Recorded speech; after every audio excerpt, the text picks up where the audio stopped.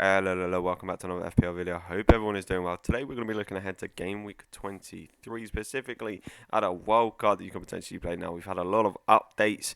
We've had a lot of kind of new fixture announcements, some double game week 24s, some double game week 25, so a lot to discuss. I'm just going to be kind of making a little draft, a little template, just a lot of discussion. As you can see as well, I'm using this little mic here. It's because mine broke over the weekend, so I'm having to use this instead, but a replacement is on the way. So should be all good pretty soon. And without further ado, if you're new around here, please don't forget to hit that subscribe button for daily FPL content. Hit the like button if you enjoy the video, and let's get straight on into this one. So first things first, with all these wildcard videos, I'm kind of just generally looking to build a template, a draft, which is why we've got the FPL website open. Just a lot of discussion about kind of different price points, different options. I'm going to be trying to keep it within the kind of value range of 102 to 103 million. Although, the way FPL is going at the minute is tending to look cheaper because all of the kind of expensive assets are injured right now. So we're going to fill it up firstly with, I think, one of the only players who I think is pretty essential going forward, and that is Bruno Fernandes. After the haul last weekend, he's a very good potential captaincy option for this week as well. So I think Bruno Fernandes looks great. You could potentially put Son in there, but with how poor Spurs have been, Son is a wait and see for now. And then you've got an important decision to decide on the second kind of midfielder spot. Do you go with Salah, who's obviously been on some decent form lately? Well, I say decent form. He's scored a brace, and they play Man City and don't have too great fixtures going forward. Or do you go for Sterling and target that double game week? I kind of like the idea of Sterling just because they have so many doubles coming up. But obviously, you could stand to lose out if Salah does go and do well. I do think that a lot of people are going to be tripling up on Manchester City assets, and kind of rightfully so, because they've got a lot of double game weeks coming up, and a man who I think actually you can potentially put into the essential bracket is Ilkay Gundogan at 5.9 million. He seems undroppable in that Manchester City side, and Ilkay Gundogan 5.9 million. I think he's got to be in there as a Manchester City asset. I'm going to put in a final Manchester City asset, and I think Ruben Diaz, just because of the security of position. I really do like Cancelo as well. I wouldn't be going anywhere near Stones, to be honest, at the minute, just because of potential rotation risk, and he doesn't really have the same kind of upside as Cancelo does. Although we have seen him score 2 goals, that was it was a fluke more than he's going to do that consistently. Then I think with the rest of the team, we are already trying to kind of target those double game week fixtures that Manchester City have, and I think we should look to the other ones to kind of target their players as well. So in game week 24, Man City have the double of Everton and Wolves. Everton have the double of Fulham and City. Fulham have the double of Burnley and Everton, and Burnley have the double of Crystal Palace and Fulham. So there are quite a few potential players that you could go for there. I think the triple up on Leeds for game week 25 is actually very, very good. So game week 25, we've got Leeds versus Southampton and Wolves. Then we've got Southampton versus Leeds and Chelsea. So I personally think that going for Leeds assets is going to be key in kind of game week 25 and beyond. And also they have a confirmed blank game week 29 fixture. So it isn't a bad idea to kind of have that in the back of your head with picking some of these players. So I think for me, Patrick Bamford is a must-have for the coming game weeks. I kind of have always put him as a sort of hold. I know a few weeks ago when he was on poor form, I put him as a sell. I think with the double game coming up, he's gone back into the kind of buy category of kind of, you need to have him. He's so highly owned. Then you can decide what you want to do. I think with the rest, then you can kind of decide what you want to do with the rest of the Leeds assets. I think Dallas is going to be a very key one, so he's definitely going to go in there for me. And then you can either choose between Rafinha or Meslier in goal. I think those are the kind of two guys to kind of choose between. For now, I think I'm going to go with Rafinha because I do actually really like kind of Leeds as an attacking force, and so I'm going to slot Rafinha in there for 5.3 million. And as you can see already, a lot of the options we are choosing are kind of reasonably cheap assets. And then we're going to take a look at the goalkeeper spot. Now, I still think Martinez is a very, very good option. I think he definitely will have a game week 29, whether it's against Sheffield or against Spurs, we don't know, but I think he is kind of confirmed that he could potentially have one. And also just a potentially good double game week coming up, and just generally being a very, very good asset. Conceding 3 goals last week and still coming up with 4 points. Absolutely unbelievable asset so far this season. And another Aston Villa man who we are going to target is Jack Grealish in the midfield. Just his consistency of returns is something that you don't really see generally at that kind of 7 to 8 mil price bracket. So yeah, for me personally, I think Jack Grealish is definitely the one to be having kind of in that price value. And a lot of people talk about Maddison, Barnes, and Barnes is about a mil cheaper, but Maddison over Grealish, or even to Hart in that as well. Although I think he might be injured now, so kind of less of a debate around here. But Grealish for me is definitely the one to go for. Then we have quite a few defender spots to fill. I think there are a few just kind of general players who I personally would like to target, the likes of Wan-Bissaka, the likes of Justin. I think Justin is a really good one for me. He's just consistently getting returns against teams that you would necessarily not expect him to get returns against, and then obviously he's got the upside of when he plays a team like Fulham, he can go and grab a 15-pointer, and they're meant to have a pretty decent double game week as well. And if you're wildcarding this week or even in the next one, I wouldn't kind of lose sight of the fact that game week 26 we are also going to potentially have a double game week. A lot of people may get a little bit too hooked up in the couple of double game weeks that we've got coming up and just kind of forget that we have got a game week 26 on the horizon as well, and a blank game week 29, which is why for the next defender spot, I'm going to leave it up to you to decide. You can either, I think you've got a couple of options here. You can go for the likes of Loughton, the likes of Taylor for Burnley. Taylor still does have a little bit of an injury kind of problem, so I would lean towards Loughton. The player I'm actually going to put in there, and a player I'm looking at myself, is Antoine Robinson. Now you may think, it's a Fulham asset. What are you playing at?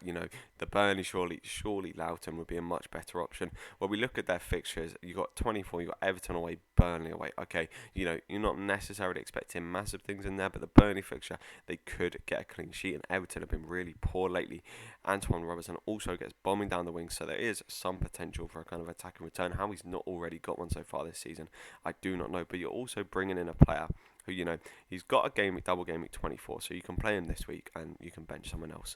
And he's also got a confirmed game week 29, so you're basically just playing him for this one, maybe playing him for the Sheffield game, and hanging him around till game week 29, because when game week 29 rolls around, you're going to kind of be annoyed with yourself if you haven't had just a little bit of planning, just to give yourself a base of kind of at least 4 or 5 players. Obviously, if you don't have a free hit, but I think that's why I'm going with Anton Robinson, because we have that confirmed game week 29. Yes, it's going to Leeds, which will be a tough fixture for them, but anything can happen. So I think for me, it's going to be Antoine Robinson. Then the final defender spot, we've got a decent amount of money to fill this spot, and I think just because of form and fixtures coming up, I'm going to put Wan-Bissaka in there. Now, you may kind of say this is a little bit knee-jerky, and potentially it is. However, just the fixtures they've got coming up, United have looked pretty solid at the back. Yes, they played against the Southampton side, who were very, very poor. They didn't really offer too much going forward, and actually had a very unlucky VAR decision goal ruled out. So, I wouldn't be expecting loads and loads for them, but I think Wan-Bissaka has he's come a little bit more into his own in terms of attacking returns this season. He's picked up kind of 2 or 3, which last season he didn't really do. We've got Everton at home, West Brom away, and Newcastle at home, so you kind of be expecting some kind of returns here.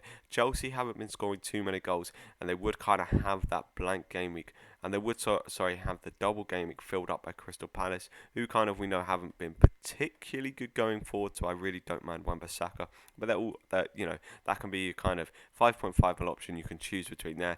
Creswell, if you want to target the next few game weeks, also looks really, really, really good. And then if you wanted to kind of make a transfer for game week 26, you can do that. But what I would say is I wouldn't plan your transfers now ahead for game week kind of 24, game week 25, because so much can happen within that time. You're going to want different players. So I just kind of set a base of a team out that you want now, and then make the transfers as they come.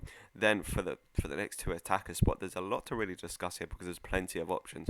You could, and I'm going to put him in, you go for someone like Danny Ings, really target that double game week 25, and then you can always, sort of transfer Danny Ings out. Or another option, I know I just said don't try and plan too much ahead, but if you fancied it, you could kind of bring Calvert-Lewin for the double game week 24, and then you could also then go and transfer Danny Ings in for the game week 25. So you've got kind of 2 good double game week strikers in there. I do really like Danny Ings though, because the 2 fixtures they've got coming up, they've got I think Newcastle, and then they've got Wolves, and then they've got the double game week 25. So yeah, I think that Danny Ings can be a really, really nice option over the next few game weeks, potentially even a captaincy option come game week 25. The Leeds we have shown they can concede a hell of a lot of goals, so Danny Ings could potentially be a captaincy option for that game week. Then the final striker spot, can be filled by any number of players. I'm sort of looking between that 6 mil and that 6.5 mil, maybe creeping up to 6.8%. Callum Wilson definitely deserves a shout to be in there. We've got the likes of Antonio, the likes of Watkins, so many players who you can choose from. And I think Watkins for me kind of just does nick it just because of the potential fixtures that they have. It's obviously a lot of speculation at the minute, but with the fixtures that Villa could have come the double game week, you're going to want some kind of Aston Villa assets. I think it's also very, very likely that they will have a game week 29, whether it's against Sheffield or whether it's against Spurs, because they have a kind of outstanding fixture, which you can't see actually off the screen, but they have two outstanding fixtures against Spurs and Everton. So if Sheffield United were to go through and kind of win, then it's likely they would try and reschedule one of the Spurs or one of the Everton game for game week 29. So I think Aston Villa assets are going to be quite nice to hold going forward. And even if they don't, and Sheffield United do end up kind of winning and they don't have a blank 29, then you're going to get then you're going to get a double game week in game week 26 of Leeds and Sheffield United for Aston Villa. So you're going to want to target that anyway. So this is kind of the majority of the team. And we're going to fill the goalkeeper spot up here with, I really like Sanchez for Brighton. I think it's a good idea to have rotating keepers. You could also potentially go with kind of Areola for Fulham, who I'm actually going to put in there. Just because, the double game week, if you really fancy it, game week 24, you can lob in Areola. Martinez does have Brighton, so I think it's a good kind of one game week fixture that you can play the goalkeeper. Martinez's game week 25 isn't too great, and also you have a confirmed goalkeeper for game week 29, so definitely something to consider there. There's a lot of options that you can kind of chop in and change out of this team. It's quite cheap actually. It's a 99 million team, and this would kind of leave you a lot of money in the bank to bring in the likes of, say, Son, or bring in the likes of Salah, or potentially even Kane for Danny Ings, depending on how much money you do have. This Danny Ings to Kane transfer will cost you 2.5 mil. I think the majority of you kind of with this template should be able to get Kane. So I think a potential Ings to Kane transfer in game week 26 is actually something I really, really do like the looks of. But yeah, this is kind of a general kind of template team. It's kind of difficult to plan too far ahead, only if you're really looking at the double game weeks coming up. Can you really kind of plan for those? Because we've got in here, we've got like a triple up on City for the game week 24. We've got a Southampton player for the double game week 25, and got a Fulham player for the double game week 24 and the blank 29. So there's definitely kind of a lot of planning you can do, but I wouldn't necessarily get too ahead of yourself. Unless your team is looking really, really bad at the minute, I think maybe just hold the wild card until next week when we know all of the information about kind of the blank game weeks, the double game week 26. And then I hope you have enjoyed this quick little look at a wild card. Join me tomorrow morning on the deadline stream at 10 o'clock. Taking all your guys last minute questions, last minute comments. I really do enjoy those, and hopefully we'll have a new mic soon enough. If you have enjoyed, please don't forget to hit that like button, hit the subscribe button if you're new around here for that daily FPL content, and I will catch you in the next one. See ya.